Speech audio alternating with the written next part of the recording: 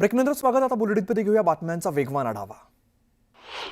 पुढील 5 ते 6 दिवस राज्यात मुसळधार पावसाची शक्यता वर्तवण्यात आली आहे. या कालावधीमध्ये कोकण आणि मध्य महाराष्ट्रालगतच्या घाट भागात मुसळधार ते अतिमुसळधार पावसाचा अंदाज वर्तवण्यात आला. त्यामुळे नागरिकांना सतर्कतेचा इशारा दिला आहे. लातूर जिल्ह्यात झालेल्या मुसळधार पावसामुळे नदी नाल्यांचा ओढ्यांना पूर आलेला आहे. तेरणा नदीवरील निम्न तेरणा प्रकल्पाचे तब्बल 10 दरवाजे उघडण्यात आलेत. तर लातूर शहराला पाणी पुरवठा करणाऱ्या तेरणा धरणात 83% जलसाठा असल्यामुळे धरणाचे दरवाजे आज किंवा उद्या उघडण्यात येतील. तर दुसरीकडे मध्यम प्रकल्पात सुद्धा जवळपास 80% इतका जलसाठा आहे. त्यामुळे प्रशासनाने नदीकाठच्या गावांना सतर्कतेचा इशारा दिला आहे. बदलापूरजवळील बारवी धरण 100% भरलंय. बारवी धरण क्षेत्रात जोरदार पाऊस झालाय. धरण ओव्हरफ्लो झालेलं आहे. त्यामुळे धरणाच्या 11 दरवाजांमधून पाण्याचा विसर्ग सुरू असून नदीकाठच्या गावांना सतर्कतेचा इशारा दिला आहे. सोलापूर जिल्ह्यात पावसाने जोरदार हजेरी लावली आहे. मुसळधार पावसामुळे सीना नदीला पूर आलेला आहे. सीना नदीकाठच्या नागरिकांना सतर्कतेचा इशारा दिलाय. शेती पिकं पाण्याखाली गेल्यामुळे शेतकरी चिंतेत आहे. बीडमधील पोत्रा गावामध्ये नदीला पूर आलेला आहे. पुलावरून पाणी वाहत असताना पाण्यातून प्रवास करणं शेतकऱ्यांना चांगलंच महागात पडतंय. जोरदार प्रवाहाबरोबर वाहून जात असताना सुदैवाने शेतकरी शेतातील गाळामध्ये अडकल्यामुळे या शेतकऱ्याचा प्राण वाचलाय. बीड जिल्ह्यात पावसाने जोरदार हजेरी लावली. त्यामुळे मांजरा धरण 80% भरलंय. पावसाचा जोर वाढल्यास धरणाचे दरवाजे उघडण्याची शक्यता आहे. त्यामुळे नदीकाठच्या नागरिकांना सतर्कतेचा इशारा दिलाय. सोलापूरच्या अक्कलकोट तालुक्यामध्ये पावसाने जोरदार हजेरी लावली आहे. भोरीकवठा तलावाची पाणी पातळी वाढल्यामुळे पाणी तलावाबाहेर गेलंय. नदी नाल्यांना पूर आल्यामुळे नागरिक जीव धोक्यात घालून प्रवास करतात. बीडच्या बिंदुसरा प्रकल्पावरील स्टंटबाजी तरुणाला चांगलीच भोवली आहे. पाण्याच्या वेगवान प्रवाहासोबत वाहून जात असताना इतर तरुणांनी मदत केल्यामुळे त्याचा प्राण वाचला. यवतमाळच्या उमरखेडमध्ये मुसळधार पावसाने हजेरी लावली आहे. यामुळे नदी नाल्यांना पूर आलाय. दरम्यान दुकानामध्ये पाणी शिरल्यामुळे व्यावसायिकांचं मोठं नुकसान झालंय. नुकसानग्रस्त भागाची पाहणी करत मदत देण्याची मागणी नागरिक करतायत.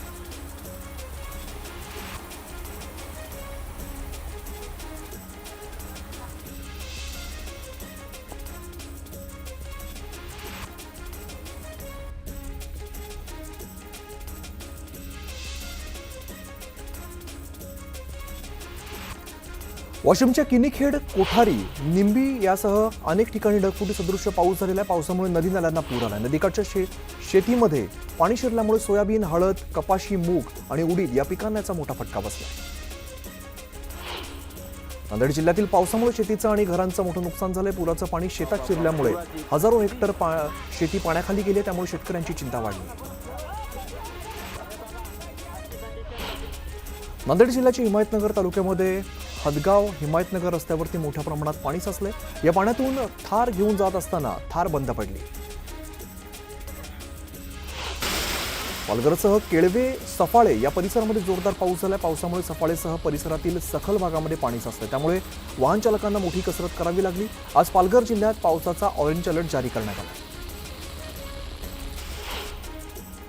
पालघरमध्ये प्रसिद्ध असलेल्या महालक्ष्मी मंदिराच्या गडावरील दरड कोसळली. गडावरती पायी जाणाऱ्यांच्या मार्गावरती गडाचा काही भाग कोसळलाय. या दुर्घटनेमध्ये जीवितहानी झाली नाहीये, मात्र दुकानांचं मोठं नुकसान झालंय. नांदेडच्या किनवटमध्ये मुसळधार पावसाने हजेरी लावली. यावेळेला बोधडी गावाजवळ स्कूल बस पाण्यामध्ये अडकल्याची घटना घडली. सुदैवाने स्कूल बसमध्ये विद्यार्थी नसल्यामुळे मोठा अनर्थ टळलाय. दरम्यान बेपत्ता असलेल्या बस चालकाचा सध्या शोध सुरू. चोपडा तालुक्यात वादळी वाऱ्यासह जोरदार पावसाने हजेरी लावली. यावेळेला आलेल्या पावसामुळे मका पिकाचं मोठं नुकसान झालंय. त्यामुळे शेतकरी आता संकटात सापडलाय.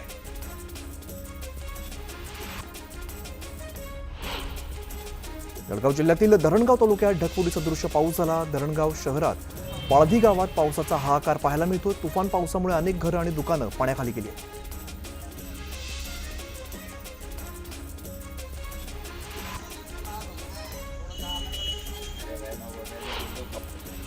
जालन्याच्या परतूर तालुक्यातील वाहेगाव, श्रीष्टी या परिसरामध्ये मुसळधार पाऊस झाला. पावसाने गावाशेजारून वाहणारा कसुरा नदीला मोठ्या प्रमाणात पूर आलाय. आता शेतांना यामुळे तलावाचं स्वरूप प्राप्त झालंय. जालन्यात पुराचं पाणी शेतात घुसल्यामुळे कापूस पीक पाण्याखाली गेलेलं आहे. पिकाचं मोठं नुकसान होण्याची शक्यता निर्माण झाली. त्यामुळे शेतकरी चिंतेत सापडलाय. जालन्याच्या घनसावंगी तालुक्यातील ढाकेफळ या ठिकाणी पूल पावसामध्ये वाहून गेलाय. पूल वाहून गेल्यामुळे शेतकऱ्यांना शेतामध्ये जाण्यासाठी मोठ्या प्रमाणात अडचणींचा सामना करावा लागतोय. तातडीने पूल नवीन बांधावा अशी मागणी गावकरी करतात. छत्रपती संभाजीनगरात मुसळधार पावसानं हजेरी लावली आहे. पावसामुळे कन्नड तालुक्यातील सर्वात मोठं असलेलं शिवना टाकळी धरण 93.49% भरलंय. त्यामुळे धरणाचे 3 दरवाजे 20 इंचांनी उघडण्यात आलेत. तर 2280 क्युसेक वेगाने पाण्याचा विसर्ग सुरू आहे. त्यामुळे शिवना नदीकाठच्या गावांना सतर्कतेचा इशारा दिला आहे. साताऱ्यातील पश्चिम घाटात पावसाचा जोर पुन्हा एकदा वाढलाय. कोयना धरणातील पाणीसाठ्यात मोठ्या प्रमाणात वाढ झाली. धरणातील पाणीसाठा आता 90% झालाय. खेडमधील जगबुडी नदीने इशारा पातळी ओलांडली आहे. पाण्याची पातळी 6 मीटरने वाढलेली असून नदीकाठचे रस्ते पाण्याखाली गेले. त्यामुळे अनेक ठिकाणी वाहतूक बंद झाली. त्यामुळे प्रशासनाने पूरप्रवण क्षेत्रातील गावांना सतर्कतेचा इशारा दिला आहे. कोल्हापुरात पावसाचा जोर वाढल्यामुळे राधानगरी धरण 100% भरले. धरणाचे 2 स्वयंचलित दरवाजे उघडण्यात आलेत. 4356 क्युसेक पाण्याचा विसर्ग नदीपात्रात सोडण्यात आला. त्यामुळे नदीकाठच्या गावांना सतर्कतेचा इशारा दिला आहे. गेल्या 2 दिवसांपासून सुरू असलेल्या पावसामुळे नांदेड जिल्ह्यातील सहस्त्रकुंड धबधब्याला रौद्ररूप प्राप्त झाले. सध्या नांदेड, हिंगोली आणि यवतमाळ जिल्ह्यात जोरदार पाऊस बरसतोय. यवतमाळमधील बेंबळा प्रकल्पाचे 4 दरवाजे उघडण्यात आलेत. धरणाचं गेट उघडल्यामुळे नदीला पूर येण्याची पूर्वसूचना प्रशासनातर्फे नदीकाठच्या गावांना देण्यात आली आहे. सोलापुरात 5 ते 6 दिवसांपासून सुरू असलेल्या मुसळधार पावसामुळे नदी नाले ओसंडून वाहू लागलेत. पावसामुळे खुनेश्वर पूल हा पाण्याखाली गेला. त्यामुळे नागरिकांना जीव मुठीत घेऊन प्रवास करावा लागतोय. छत्रपती संभाजीनगरात झालेल्या मुसळधार पावसामुळे पिकांचं मोठ्या प्रमाणात नुकसान झालं. पुराच्या पाण्यात 4 चाकी वाहनं यासह शेतीचं सुद्धा मोठं नुकसान झालं. पुराच्या पाण्यात वाहनं तरंगताना दिसत आहेत. चुनाभट्टी परिसरात मुसळधार पावसामुळे अनेक ठिकाणी पाणी साचलंय. रस्त्यांना नदीचं स्वरूप प्राप्त झालेलं आहे. रस्त्यावरील वाहनं पावसाच्या पाण्यात तरंगू लागली आहेत.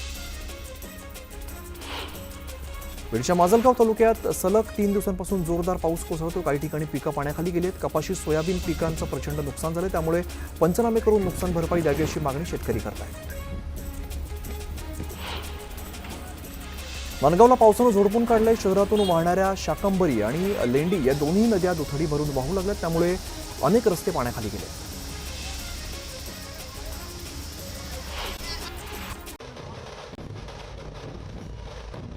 मी पुष्कळ हिरोईन्स बरोबर काम केलं आहे आणि मनापासून मी खरं बोलतो, हिच्यासारखी इतकी चांगली मुलगी मला भेटली नाही.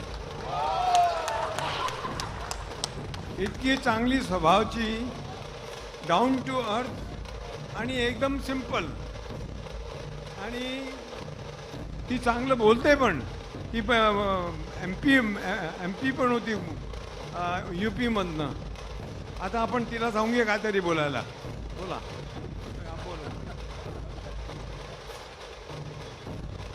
कशा आहात तुम्ही? नमस्कार.